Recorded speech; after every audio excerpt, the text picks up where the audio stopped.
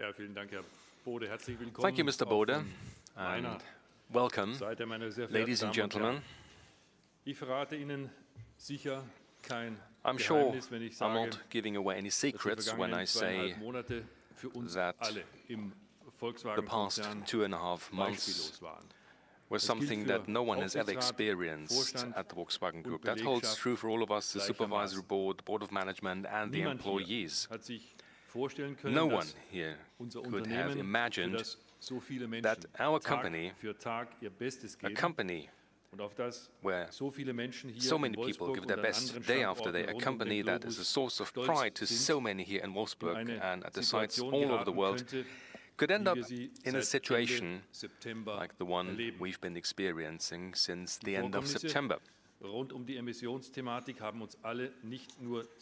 all not only deeply shocked by the events surrounding the emissions issue, but these events have also put the group in a very difficult situation. Mr. Müller and I would like to update you today on where we stand with regards to overcoming this crisis, what steps we have already taken, and how the Volkswagen Group is driving its renewal forward. Ladies and gentlemen, Volkswagen relies on the trust of its customers. Our customers not only expect to travel from A to B safely, comfortably and efficiently in one of our vehicles, they also, quite rightly, expect that the emissions produced by the vehicle on their journey do not exceed the thresholds set. And as it turned out, that has not always been the case for our vehicles. We deeply regret this. And I'm not only speaking on behalf of Mr. Müller and myself, but also on behalf of the entire company. As a result, we have lost trust, the trust of our customers, investors and employees, as well as the trust of politicians and the public. Our most important task and our biggest challenge now is to win back that trust. That is why we must continue to act with credibility and determination so that we can deal rigorously with the mistakes of the past and make sure something like this never happens again. We owe that, not least to our customers. At the same time, we must protect our operational business and defend our strong market position. Now, given the circumstances, that is not an easy task, but we are optimistic we can make it with our team. And in all these efforts, we must also safeguard the group's future success. On the one hand, in financial terms, because the fallout from the crisis will probably be considerable, and on the other, we must systematically continue with the ongoing change process to prepare Volkswagen for the upheavals faced by our industry. In a nutshell, and this much is certain, we are in the midst of one of the greatest tests in the history of the group. It will take an enormous effort on the part of everyone to pass this test, and we are all ready to play our part. It goes without saying that the Supervisory Board, at times like these, is supporting the Board of Management even more closely in its work. Moreover, the Supervisory Board has undertaken many initiatives of its own in recent weeks to take the process of clarification and realignment within the Volkswagen Group swiftly forward. First of all, I would like to mention the new management structure, which we signed off on September 25th. The Volkswagen Group will be decentralized to a greater extent in future. It will be more efficient, faster and more dynamic, so that the group will be able to leverage its enormous potential even more effectively. We've also speeded up staff reorganization in the group. Without this realignment, the changes we envisage would not work properly. We have not only recruited new, renowned experts from outside the company, but have also given some of the best minds from within our group new responsibilities. There are 6 new members in the Board of Management since early 2015. That shows how thorough this new realignment is. In addition, there are new top positions. Mr. Müller will give you the details later on. In addition, the Supervisory Board has engaged to a greater degree in dialogue with our stakeholders. Now, in particular, we need support and goodwill from outside our company just as urgently as we need the commitment of all those in a position of responsibility within the group. We are soliciting support wherever possible. Ladies and gentlemen, what's important is that the Volkswagen Group is fully able to act in these very turbulent times. This company has a very solid foundation and many strengths that we can build on for the future. How and when we rise to those challenges is primarily, but not entirely, up to us. This also applies to the way we approach the clarification of the emissions issue. We want, and indeed we must understand exactly how this could happen. That is the only way we can prevent anything like this from ever happening again. We have made a good deal of progress in this regard in recent weeks, and I would like to bring you up to date on what we have achieved so far.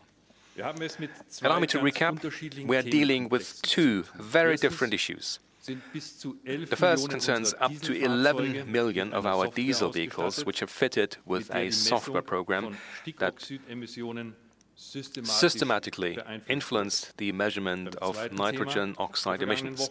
The second issue of recent weeks relates to CO2 emissions and the associated fuel consumption levels. During the critical review of our processes as a result of the NOx issue, information from an internal source drew attention to implausibilities in CO2 certification. This was immediately and proactively communicated on November 3rd. At that time, we announced that around 800,000 vehicles could possibly be affected. We were concerned that the certification of these vehicles may have been deliberately based on incorrect emission data. Since then, as we announced yesterday, it became apparent that this assumption was wrong. The suspicion of unlawful changes in fuel consumption data for current production vehicles has not been confirmed. Slight deviations were only found for a very small number of models, which will now be adjusted in the course of normal processes. That is good news for our customers and for the company. I will come back to this point in more detail in a few moments. Ladies and gentlemen, we have a clearly defined approach and goal for clarifying all aspects. Everything must be put on the table and nothing will be swept under the carpet. That means there must be a comprehensive analysis of what happened. So all the relevant processes from the source to the present day must be fully traced and analyzed. It is essential that these investigations are absolutely independent. That applies to the internal specialists we have entrusted with this task. Their mission is to investigate in all directions, regardless of personal reputation and with no taboos. Obviously, the same applies to the external specialists we have retained. In all our efforts, we are cooperating fully with the relevant authorities. We have repeatedly emphasized, and I'm doing so again today, that we are relentlessly searching for those responsible for what happened. And you may rest assured that we will bring these persons to account. It is precisely because we are dealing with people and because exhaustive clarification is so important for the future of the company that diligence is absolutely imperative. Even though it is sometimes difficult for you and for us to remain patient, diligence takes precedence over speed. We're looking for definitive answers to the following questions. Exactly what happened and when? We must trace the processes and the decision-making paths. Were regulations or laws broken? And if so, which ones? To what extent did our internal processes encourage possible infringements? We expect this to give us an insight above all into where we need to make improvements. Who is responsible for the misconduct? This is not only about direct responsibility, but also about overall responsibility. And finally, how do we make sure that nothing like this ever happens again in the Volkswagen Group? Looking to the future, that is definitely the most important question. We have structured the clarification process in such a way that we can provide a reliable answer to each of these questions. As you're aware, the work on clarifying these issues is being monitored by a supervisory board special committee chaired by Dr. Wolfgang Pötsch. Since it was inaugurated on October 27th, the committee has met 5 times, so it closely follows the work of the investigators. There are 2 parallel threads to the investigations themselves. As mandated by the Supervisory Board and the Board of Management, internal auditing is focusing on examining the relevant processes, on reporting and control systems, and on the accompanying infrastructure. Internal auditing is making its entire findings available to the experts at Jones Day. This internationally renowned law firm, commissioned by the Supervisory Board to fully clarify the matter and identify those responsible, is following the second thread. This includes the forensic investigations. The audit firm Deloitte is providing operational support for Jones Day. In total, some 450 internal and external experts are involved in the investigations. The sheer number is an indication that we are taking this very seriously and are seeking conclusive results as quickly as possible. Both teams of investigators are working independently of each other. That is fundamental to objective clarification, something we as a company are very keen to achieve, even if some of the findings could prove painful. To ensure that internal auditing operates independently and is fully functional, we have brought together the best experts from various units and brands within the group and formed a task force with a predefined, clear mission of a specific duration. When their work is completed, the members of the task force will return to their usual duties. Incidentally, that also applies for the head of this mission, Markus Ebel, from Porsche AG, who has been assigned to Volkswagen for the duration of this mission. In this way, we can ensure that no personal interdependencies or misguided considerations obstruct clarification or distort the findings. Incidentally, a representative of Jones Day is also a member of the internal task force, a further guarantee for the independence of that task force investigations. All in all, we believe the dual structure of the investigations guarantees maximum objectivity, transparency, and quality of results. There are 2 different scopes to the internal and external investigations. That is why the amount of time they need for their work differs. The analysis of the relevant processes and systems conducted by internal auditing will be concluded soon. The work being undertaken by Jones Day, on the other hand, will continue well into next year. That is, as we will explain in a moment, partly due to the fact that the external investigators have to sift through a gigantic volume of data. It is also explained by the fact that we also need to clarify who is legally responsible for what happened. So this investigation must not only be plausible and consistent, it must also stand up to scrutiny in court. We plan to report on the status of the investigation at the annual general meeting on April 21st, 2016. But we would like to give you some initial information today and share the findings made so far with you.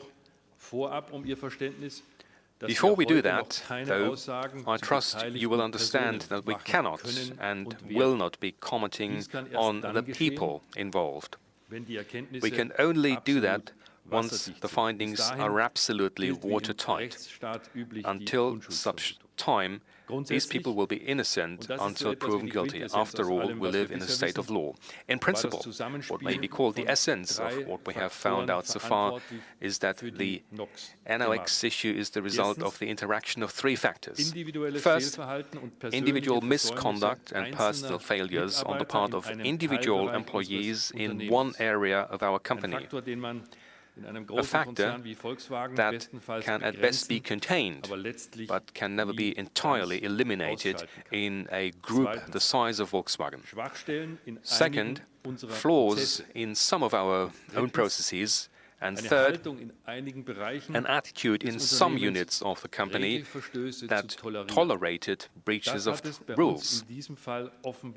That is apparently what happened in this case.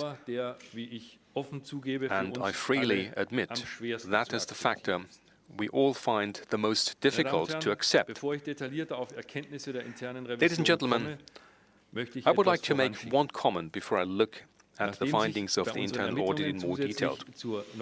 We widened the scope of the investigation in addition to the NOx issue once we found indications of irregularities in the CO2 certification process. Now that the CO2 issue has largely been concluded, we can once again concentrate fully on the nitrogen oxide issue. The areas investigated by internal auditing can be roughly divided into three clusters. First, processes, second, reporting and control systems, and third, infrastructure. The objective when analyzing the processes was to establish the exact sequence of events, or, in other words, to answer the question, what happened when? Today, we know that procedural problems encouraged misconduct. This applies, for example, to the test and approval processes for our engine control units. They were not suitable for preventing the use of the software in question. Internal audit has proposed specific remedial measures to remove these flaws. They focus on structuring processes more clearly and systemizing them better. For example, in future, the belt and braces principle will be strictly applied to the development of engine control units. At the same time, the committees responsible for the approval of such software will be reorganized with stricter and binding competencies and responsibilities. Even though we cannot prevent misconduct on the part of individual employees once and for all, in future it will be very difficult to bypass our processes. The second area involves exposing deficits in reporting and control systems and identifying breaches of existing rules. Here too, there were undoubtedly shortcomings. This was mainly due to the lack of a concrete definition of responsibilities. Here, we must and will tighten things up. The internal audit also uncovered shortcomings at some points in our infrastructure. For instance, some of our IT systems are inadequate. Obviously, an infrastructure that does not serve its purpose is not particularly useful. Going forward, we will be installing IT-supported processing and control systems in the relevant areas that interact seamlessly with our workflows. We'll be introducing IT systems that make it possible to track individual events more efficiently and with greater transparency. At the same time, that reduces dependence on individual persons when identifying and possibly escalating problematic events. That means we should be better equipped to identify malfunctions in good time and nip negative developments in the bud. To sum up, the investigation by the Internal Audit Department delivered valuable findings for us to create a framework at Volkswagen where breaches of rules like those we found in one area of the group are not encouraged but prevented or at least recognized early on. Ladies and gentlemen, as I already mentioned, the external investigators from Jones Day are also making good progress, but still need more time. In order to arrive at meaningful conclusions on accountability, they have to systematically plow their way through enormous volumes of data. That includes, for instance, innumerable emails, each one on its own is just a loose end in a chain of communication where the context first has to be established. So you can imagine how fragmented and complex this forensic work is. Now, to illustrate my point, here are some figures. So far, the specialists have sorted through 102 terabytes of data. That is the equivalent of roughly 50 million books. 87 extensive interviews have been conducted to date in order to obtain the necessary information, and many more will follow. More than 1,500 electronic storage mediums, such as smartphones and laptops, have been secured from almost 400 employees.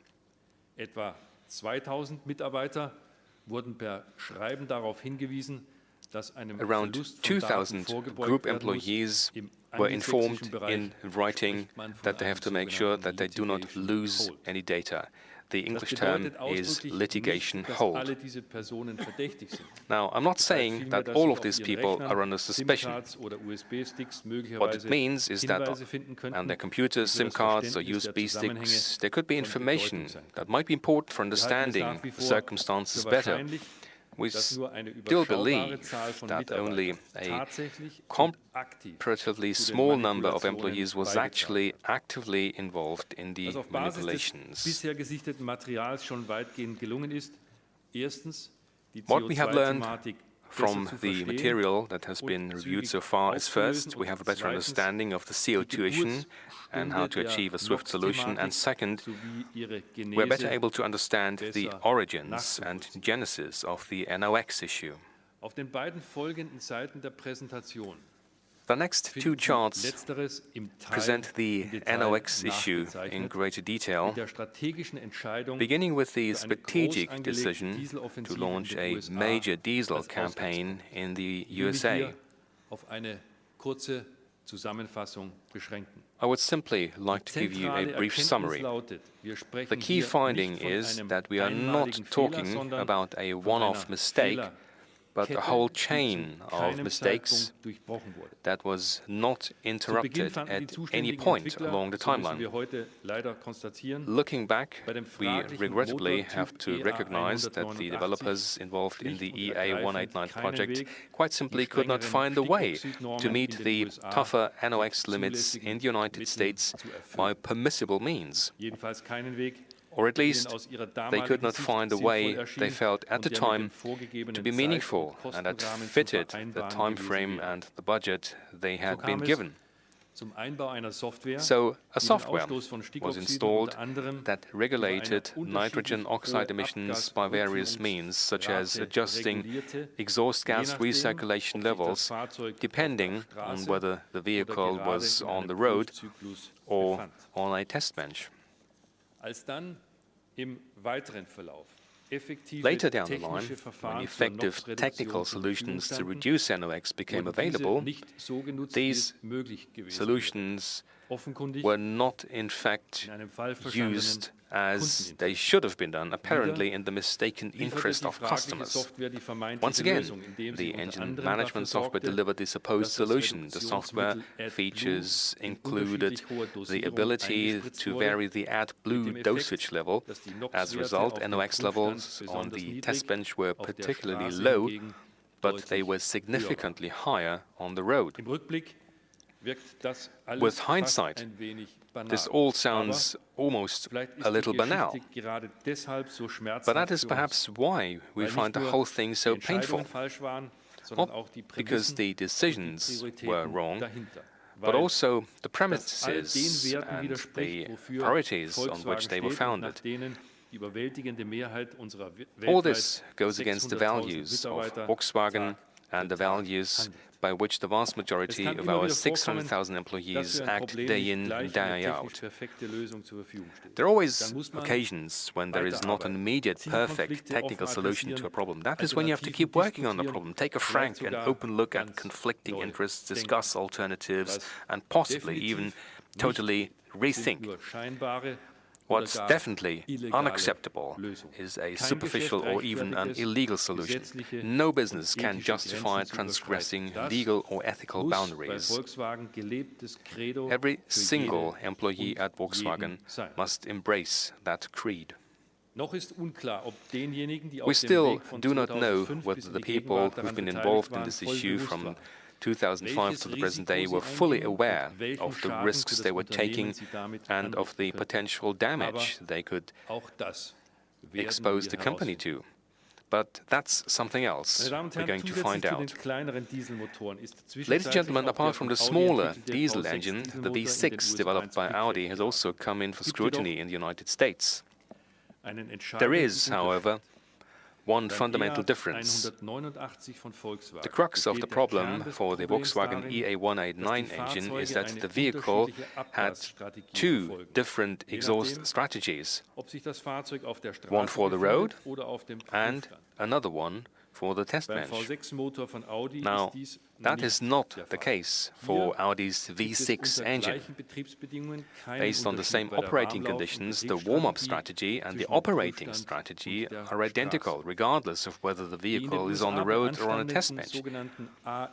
The so-called AECDs, which stands for Auxiliary Emission Control Device, in the V6 engine that have come in for criticism in the United States are not currently subject to registration in Europe.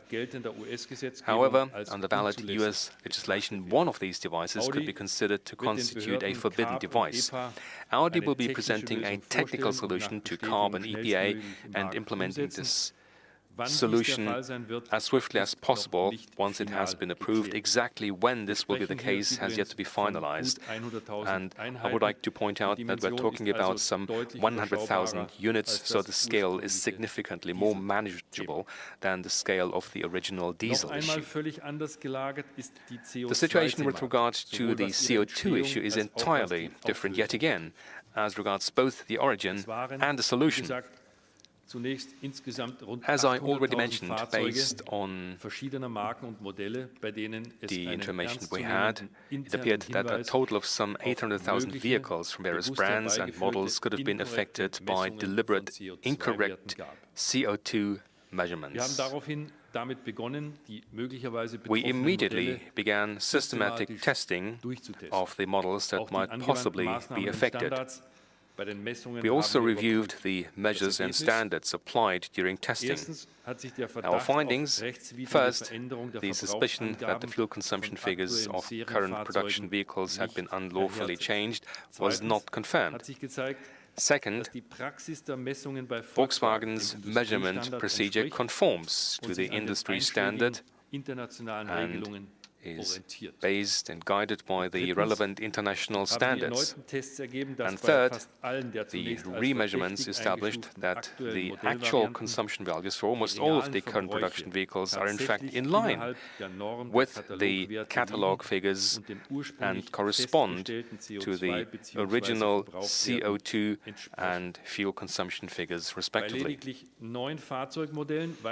The measurement checks only establish slight deviations from the catalog figures amounting to a few grams for 9 vehicle models. Für diese Modellvarianten der Marke Volkswagen läuft nun eine unabhängige Überprüfung durch die DEKRA als vom KBA was commissioned by the industry regulator, KBA, as a technical service provider to perform an independent review for these Volkswagen brand model variants. With an annual production of approximately 36,000 vehicles, these model variants correspond to around only 0.5% of the Volkswagen brand's annual production volume. Based on the findings of this official remeasurement, the CO2 and fuel consumption data will be updated, if necessary, at the earliest possible opportunity in line with the usual processes. It's important to bear in mind that the estimated €2 billion negative impact on earnings initially attributed to the CO2 issue has not been confirmed. That is good news for the Volkswagen Group. We know that the CO2 issue has been a cause of considerable concern for many of our customers. So the latest developments are very good news for them. As things stand at the moment, any impact on tax seems unlikely, and if back taxes should be levied, Volkswagen has already given an undertaking to pay them. Ladies and gentlemen, tracking processes, identifying mistakes and establishing who is responsible, that is only part of the exercise. The other, much more important part looks towards the future. Drawing the right conclusions from past mistakes and taking all the measures necessary to prevent something like this from ever happening again. We have already begun to put this part into practice too. Let me begin with the most important of these landmark decisions for Volkswagen. We have decided that our emissions tests will in future be verified by external and independent third parties. We will also be introducing universal on-road emissions measurements during real-life driving. We hope that will help us to win back trust. I would like to make one comment at this point. When it comes to thresholds, we need the courage to be more honest. The growing industry-wide discrepancies between official emissions data and real-life levels are no longer acceptable. We need to break new ground here. Implementation of more measures out of the 30 or so measures identified by internal auditing is already underway. All the findings from the internal audit will be submitted to Jones Day and therefore help clarify who is responsible. And finally, as far as responsibility is concerned, the first step was to suspend 9 managers possibly involved in the manipulations.